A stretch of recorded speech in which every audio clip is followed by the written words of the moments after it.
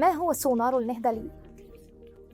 السونار المهبلي هو تقنية تصوير لرؤية الأعضاء الحوضية.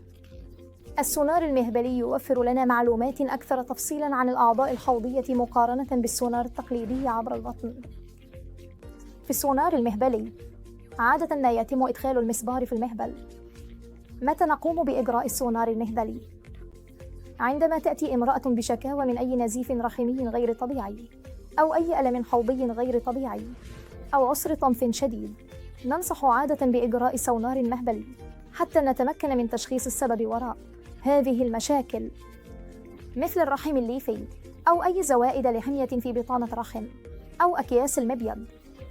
وأيضاً يمكن للسونار المهبلي أن يعطينا معلومات عن سمك بطانة الرحم وأي حالة نزيف بعد انقطاع الطمث.